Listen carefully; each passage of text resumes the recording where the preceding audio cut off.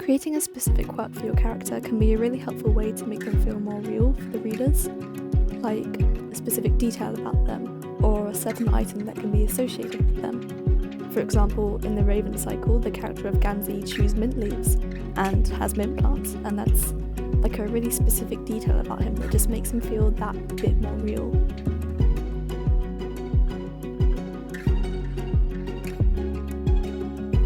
A good way to avoid descriptions feeling too static and too tableau-like is to actually do most of your description through verbs instead of adjectives. So if you have most of the elements of your description moving in some way or doing some kind of action, it's going to seem so much more realistic and so much more alive than if you have a perfectly static scene where your reader's kind of just looking at everything like it's a painting on the wall. It's really important to adapt your writing style to match the voice of the character whose perspective you're writing from. Like, as much fun as it is to write in a super descriptive and poetic and metaphorical way the whole time, it's not really going to work if you're writing from the point of view of like a really chill Gen Z character who thinks of metaphor as a new type of internet slang.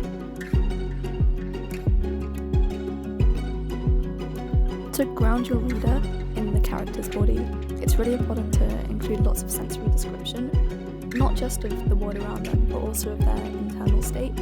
So like how hot they're feeling, whether they're feeling feverish or shivering, if their clothes are comfortable, if they're hungry or tired. And this one's especially important, like the emotions they're feeling and how that physically feels inside their body. So if they're anxious, does it mean that their nerves feel like on high alert and everything feels kind of charged with electricity? And if they're sad, does everything feel like weighed down and leaden?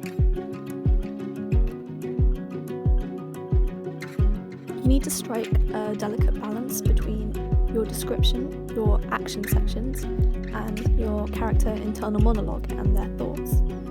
If the reader is faced by just a huge chunk of description with no character thoughts, it's going to be pretty overwhelming, and chances are they're going to get bored and tuned out.